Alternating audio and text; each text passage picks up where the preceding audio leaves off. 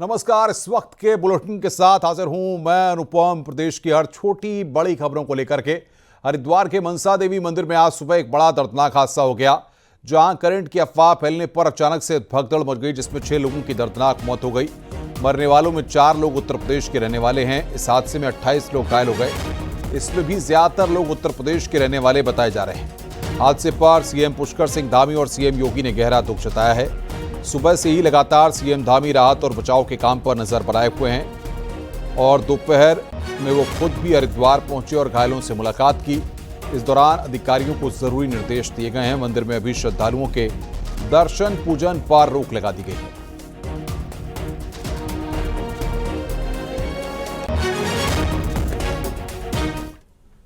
वहीं हरिद्वार हादसे पर पीएम मोदी ने भी दुख जताया। पीएम मोदी ने घायलों के जल्द ठीक होने की कामना की।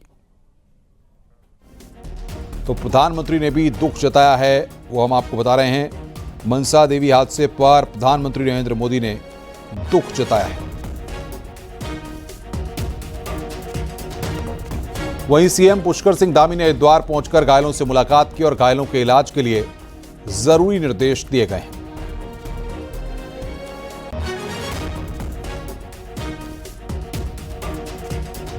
हादसे पर पीएम मोदी ने भी दुख जताया है। साथ ही साथ उत्तराखंड के मुख्यमंत्री पुष्कर सिंह धामी खुद हरिद्वार पहुंचे हैं और वहां पर अधिकारियों को निर्देश दिए गए हैं।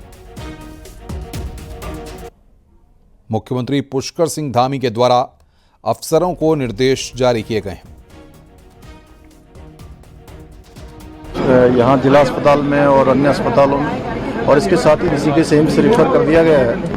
सभी घायलों को ठीक प्रकार से उनको इलाज मिले, ये हमारी प्राथमिकता है। सभी अधिकारीगण, सभी लोग रेस्क्यू के काम में लगे हुए हैं। सभी बचाव के काम पूरी तरह से यहाँ पर हो रहा है। हमारा प्रयास है कि जो घायल हैं जल्दी से जल्दी सभी स्वस्थ हों, उनको अच्छा उपचार मिले और उनको उनके घरों तक छोड़ा जाए। और इसके लिए एक टोल फ्री नंबर भी यहाँ पर जारी कर दिया गया है और सभी से संपर्क किया जा रहा है, उनके परिवार वालों से। और जो परिवार वाले कहीं इधर उधर भी हैं, उनको सबको एक स्थान पर करके यहाँ से प्रशासन हमारा यहाँ से घर तक उनको भेजेगा। और जो घटना हुई है उसके पहले ही मजिस्ट्रियल जांच के आदेश कर दिए गए हैं। जो आर्थिक सहायता है वो भी जो है यहाँ से हमने पहले ही जारी कर दी है। मैं भगवान से प्रार्थना करता हूँ कि सभी जो दिवंगत हुए हैं उनकी आत्मा को शांति प्राप्त हो, उनके परिजनों को जो असमय बड़ा कष्ट आया है और उनके साथ हमारी पूरी संवेदनशीलता है। और भगवान से हम प्रार्थना करते हैं कि भगवान उनको अपने श्री चरणों में स्थान दे। तो घायलों से मिले हैं मुख्यमंत्री पुष्कर सिंह धामी। 3 तस्वीरें हम आपको दिखा रहे हैं। मनसा देवी मंदिर में भगदड़ मची वो तस्वीरें, उसके बाद अस्पताल में भर्ती कराया गया घायलों को। सीएम धामी ने घायलों का हाल चाल जाना, वो तस्वीर हम आपको दिखा रहे हैं। और तीसरी तस्वीर, उसके बाद किस तरीके से मंदिरों में दर्शन पर रोक लग गई।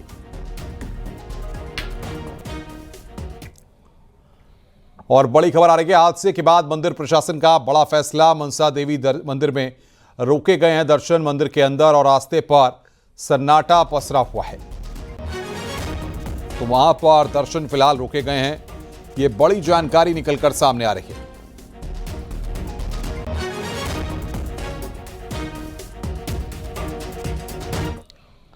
हरिद्वार में मनसा देवी मंदिर में हुए हादसे पर सीएम धामी ने दुख जताया और घायलों के जल्द ठीक होने की कामना की है। वहीं हादसे की जांच के आदेश सीएम पुष्कर सिंह धामी ने दे दिए हैं। हादसे की मजिस्ट्रियल जांच के आदेश मुख्यमंत्री ने दिए हैं। वहीं हादसे को लेकर सहायता राशि की घोषणा भी की गई है। मृतकों के परिजनों को 2-2 लाख रुपए और घायलों को 50-50 हजार रुपए की सहायता राशि दी जाएगी।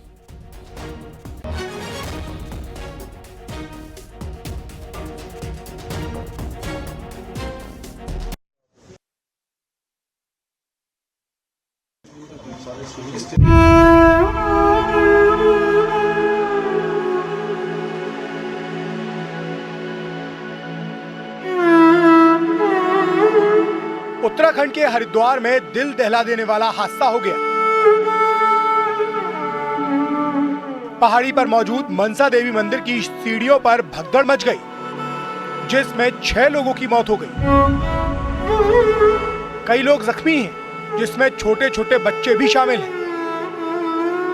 जो प्रत्यक्षदर्शियों की वीडियो भी प्राप्त किए, उसमें भी यही समझ में आ रहा है कि किसी ने वहाँ पे अफवाह फैलाई है कि बिजली के तार आती है, तो उसी क्रम में वहाँ पर लोगों ने कुछ ने कूदे हैं या फिर रिवर्ट किया है, वो उस तरह की बात आज सामने आई। करीब 35 लोग यहाँ लाए गए थे जीडी हॉस्पिटल में, जिसमें से अभी 6 लोगों की मृत्यु की पुष्टि हुई है। बाकी लोगों को या तो यहाँ इलाज चल रहा है या उन्हें हायर सेंटर भेजा गया है तत्काल।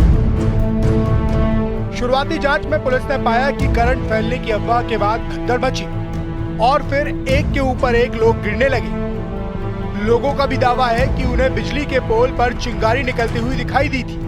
हुआ था भैया यहाँ पे वाले खम्भे ऊपर वाले में, ऊपर वाले खम्भे में, जो ये ऊपर है, ऊपर वाले ये बड़े वाले इसमें शॉर्ट सर्किट हुआ क्या? बस और कुछ नहीं। जो ये खंभा मंदिर के सामने दिखाई दे रहा? जी ऊपर वाला क्या इसमें शॉर्ट सर्किट हो रहा था? जी। तो सारे लोग उधर से उधर को भागे ना, तो सब एक दूसरे के ऊपर चढ़ रहे थे, सब एक दूसरे के ऊपर, हमारे सर के ऊपर से लोग भाग जा रहे हैं, हमारे छोटे छोटे बच्चे सब दब गए। और मंदिर के बाहर की जो तस्वीरें सामने आई हैं, उसमें दिख रहा है कि लोग एक दूसरे से बिल्कुल चिपके हुए हैं।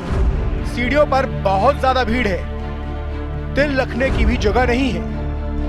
मंदिर ट्रस्ट का कहना है कि व्यवस्था तो की गई थी, लेकिन अचानक भीड़ बहुत ज्यादा हो गई। ये एकदम चढ़ाई का मार्ग है, यहाँ एक गिरता है, उसके पश्चात फिर सबने जब हल्ला गुला होगा, हंगामा हो गया, कई लोग वहाँ गिरने शुरू हो गए।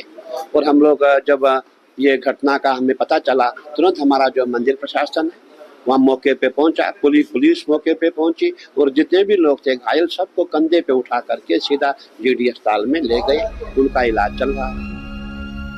हरिद्वार में मनसा देवी मंदिर पहाड़ी पर मौजूद है और वहां जाने के लिए रोप वे और सीढ़ी 2 रास्ते हैं। सीढ़ियों के रास्ते पर मंदिर से 100 मीटर पहले ही भगदड़ मची। प्रशासन का कहना है कि भारी भीड़ होने और मंदिर पर करंट की अफवाह फैलने से ये हादसा हुआ।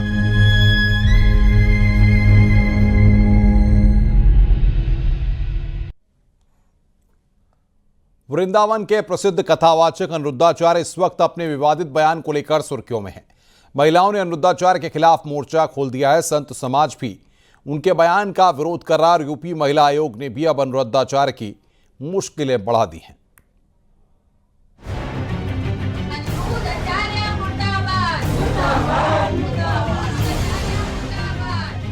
लड़की हो या लड़का, दोनों को पहले तो चरित्रवान होना चाहिए। 14 साल की कोई लड़की आपके घर दुल्हन बन के आ जाएगी तो उस समय तो वो बच्ची होगी। यदि आधी अधूरी बात सुन के आपका दिल दुखा तो मुझे क्षमा अवश्य करें। 25 साल की लड़की की होती है, क्योंकि में AI के द्वारा कुछ का कुछ जोड़ करके परोस दिया जाता है। उसकी जवानी फिसल जाएगी। या कथावाचक अनिरुद्धाचार्य ने महिलाओं पर दिए अपने बयान पर सफाई तो जरूर दी, लेकिन उनके खिलाफ महिलाओं की नाराजगी कम नहीं हो रही है।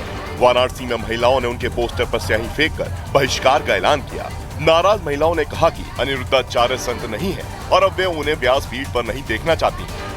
हम लोग कुछ दिन पहले उनका कथा बहुत ही एक गुरु मानते हुए हम लोग वो कथा सुनते थे, लेकिन जो उन्होंने महिलाओं पे टिप्पणी की है, जो उन्होंने बोला है, वो बहुत ही निंदनीय है। इसी तरीके की सोच को ये दर्शाता है कि उनकी ये सोच क्या है। और माफी की बात है, कैसी सोच आप समझते हैं इस सोच को? माफी तो मतलब सोच मैं बता रही हूँ, बहुत ही गंदी सोच है उनकी। जब महिलाओं की उम्र पे और उनकी चरित्र की बात पे वो बोलने पे आ गए तो वो कहाँ कहाँ तक पहुंचे होंगे और किस निगाह से स्त्रियों को देखे होंगे, ये तो उनकी सोच गंदी है। सोच एकदम गंदी। देखिए गुस्सा अपने आप में कि मैं इनके पास आ रहा हूँ और सीधे सीधे ये तस्वीर फाड़ दे रही, तो ये आक्रोश है। क्या कहना चाहेंगे आप? उन्होंने जो भी बातें बोली हैं वो बहुत ही गलत है और उनको गुरु की गद्दी पे बैठ के ये वर्ड यूज नहीं करने चाहिए थे। सिर्फ वाराणसी ही नहीं, अयोध्या में भी अनिरुद्धाचार्य के बहिष्कार की बातें चल रही हैं। यहाँ संतों में अनिरुद्धाचार्य को लेकर गुस्सा है और संत कह रहे हैं कि कथावाचकों को शास्त्रों की मर्यादा में रहकर ही अपनी बात कहनी चाहिए। चीजें वो जो बोलते हैं, कहते हैं यद्यप शुद्धम लोक विरुद्धम न कथनीयम न करणीयम। बहुत सारी बातें ऐसी हैं कि उसको सही बात को कहने के लिए भी थोड़ा मर्यादित भाषा होनी चाहिए।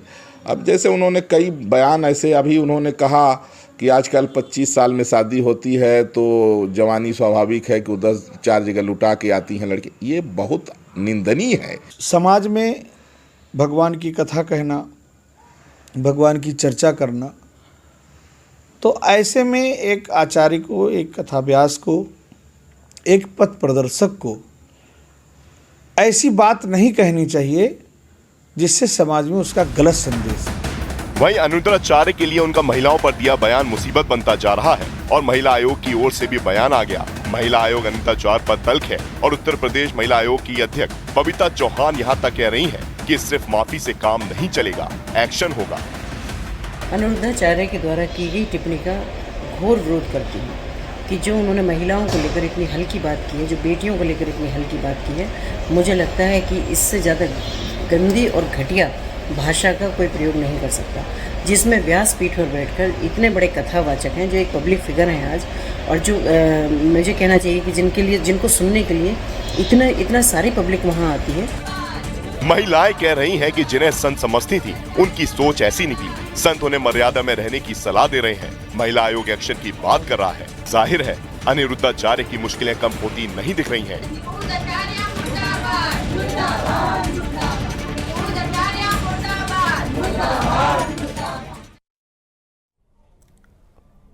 विवाद बढ़ने के बाद अनुरुद्धाचार्य ने अपने बयान पर खेद जताते हुए सार्वजनिक माफी मांगी। उन्होंने कहा कि उनके वीडियो को आधा सुना गया। उनके कहने का मकसद चरित्रवान होने से था। मैंने कहा था कि कुछ लड़कियां, लेकिन मेरी वीडियो से कुछ शब्द को हटाकर पेश किया गया।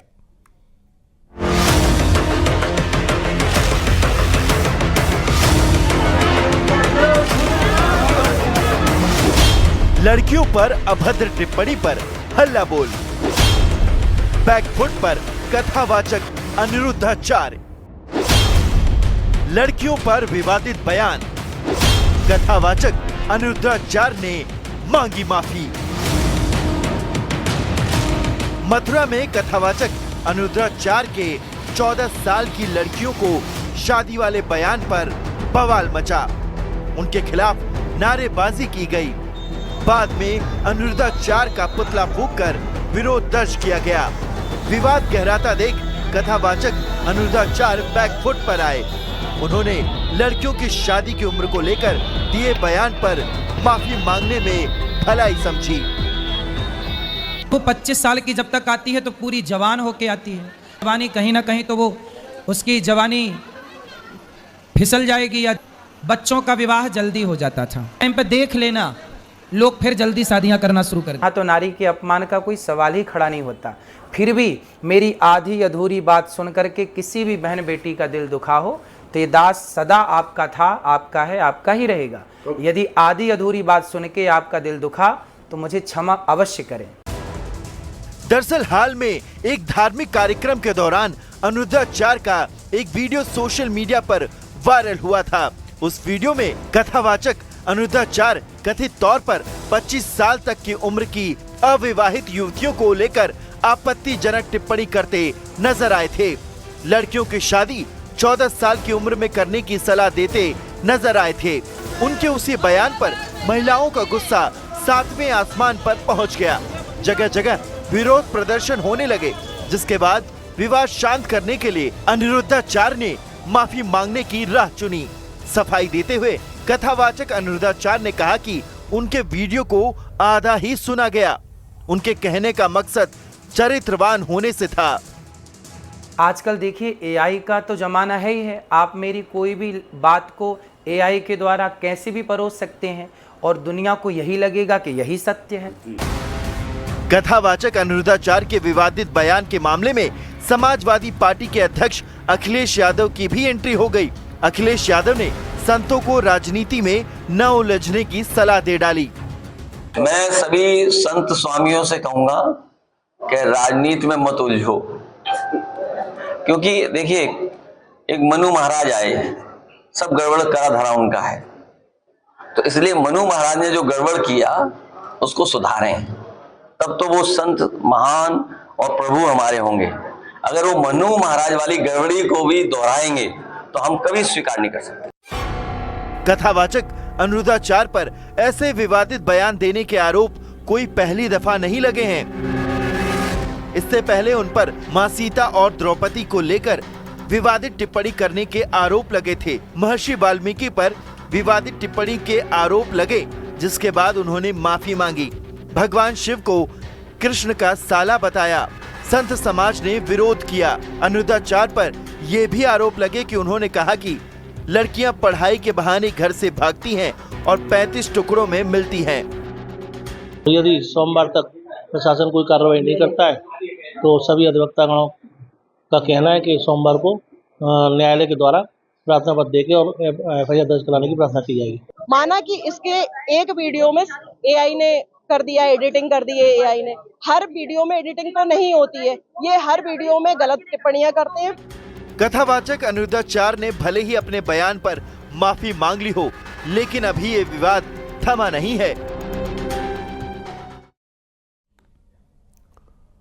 मुख्यमंत्री योगी आदित्यनाथ ने आज कानपुर मंडल के विधायकों के साथ बैठक की। अब से थोड़ी देर में वो चित्रकूट और झांसी मंडल के जनप्रतिनिधियों के साथ बैठक करेंगे। बता दें कि सीएम योगी जनप्रतिनिधियों के साथ बैठकें लगातार कर रहे हैं और विकास योजनाओं के प्रस्तावों पर चर्चा कर रहे हैं।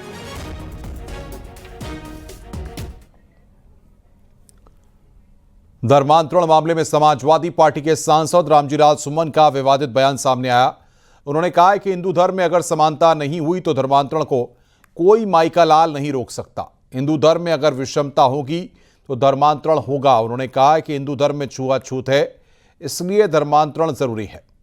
चीजों की बात नहीं कर सकता, जहां लालच से कोई धर्म परिवर्तन हो रहा है या किसी और कारण से धर्म परिवर्तन हो रहा है, हम उसका विरोध करते हैं। लेकिन तो सनातन को मानने वाले लोग हैं, हिंदू धर्म के मानने वाले लोग हैं, उनको ये समझना चाहिए कि जब तक हिंदू धर्म में विषमता रहेगी, समता का भाव नहीं आएगा। मैंने ये भी कहा था कि स्वामी विवेकानंद, महात्मा गांधी दोनों ने कहा था कि अगर ये धर्म समानता का धर्म नहीं बन सकता तो धर्म नष्ट हो जाए। हिंदू धर्म के लोगों ने इस समाज में अगर छुआछूत का दौर जारी रखा तो धर्म परिवर्तन करने से कोई माइकल रोक नहीं सकता। मुरादाबाद में समाजवादी पार्टी के सांसद हरिंद मलिक का विवादित बयान सामने आया, जिसमें वो आरोपियों के एनकाउंटर पर सवाल खड़े कर रहे हैं और कह रहे हैं कि सरकार ने जवानियों को लंगड़ा करने का कारखाना चला रखा है। पूरे उत्तर प्रदेश में रोज जात, जमात और लिबास जबान देखकर जवानी रंगड़ी की जा रही है। बता दें कि हरिंद मलिक पंचायत भवन में आयोजित कार्यक्रम में शिरकत करने पहुंचे थे। मेरठ में, उत्तर प्रदेश में, पूरे में रोज जात और जमात और लिबास देख करके, उसकी जुबान देख करके रोज जवानी रंगड़ी की जाती है, तब आप क्यों नहीं बोलते? ये जवानियों का लंगड़ा करने का कारखाना चला रहे हैं। जौनपुर में एक कार्यक्रम के दौरान समाजवादी पार्टी के नेता धर्मेंद्र यादव के पास पहुंचे कार्यकर्ताओं के साथ बदसलूकी का मामला सामने आया, जहां धर्मेंद्र यादव के साथ सेल्फी लेने के लिए मंच पर पहुंचने की कोशिश कर रहे कार्यकर्ताओं से बदसलूकी की गई। इसका वीडियो भी सामने आया है। कार्यकर्ताओं की गर्दन पकड़कर कॉलर खींचकर बदसलूकी की गई और मंच से भगा दिया गया।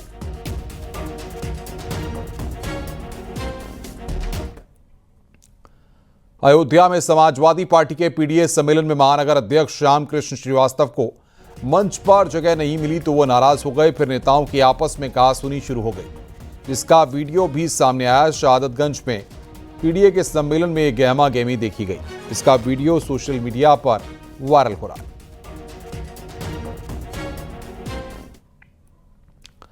बलिया में एसपी विधायक मोहम्मद रिजवी का कांवड़ यात्रा पर विवादित बयान सामने आया। कांवड़ियों को लेकर उन्होंने कहा कि कांवड़ यात्रा में शामिल लोग गांव के अनपढ़ अंधविश्वासी हैं। कांवड़ में कोई अमीर का बेटा नहीं जाता। अंधविश्वास का खात्मा तब होगा जब आप जागोगे। बता दें कि मोहम्मद रिजवी बलिया के सिकंदरपुर विधानसभा से समाजवादी पार्टी के विधायक हैं।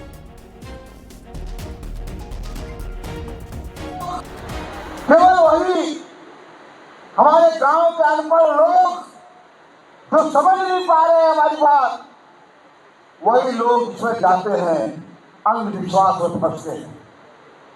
अंधविश्वास का खात्मा कब होगा? जब आप जागोगे।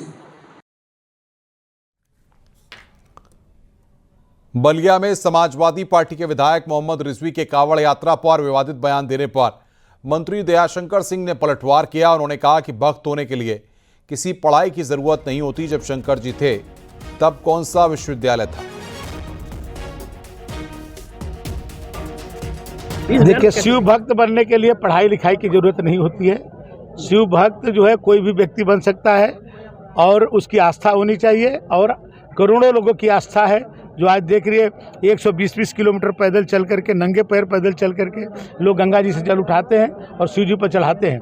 तो शिव जी तो सबके देवता हैं और उसके लिए इसके लिए पढ़ाई की कोई आवश्यकता नहीं होती है। और अब ये विधायक जी से पूछिए कि क्यों दे रहे हैं। ठीक है, भक्त होने के लिए पढ़ाई की आवश्यकता होती है क्या? बरेली की एक लड़की जो पढ़ाई के लिए देहरादून गई थी, धर्मांतरण गैंग के सुनियोजित साजिश का शिकार बन गई। ऑनलाइन नेटवर्किंग और हॉस्टल की दोस्ती के जरिए पहले उसका ब्रेन वॉश किया गया, फिर धर्म परिवर्तन कर उसे सुमैया नाम दे दिया गया। अवैध धर्मांतरण की इस पूरी साजिश का मास्टरमाइंड वही आगरा वाला अब्दुल रहमान बताया जा रहा है, जो पहले भी कई धर्मांतरण मामलों में जांच के घेरे में आ चुका है।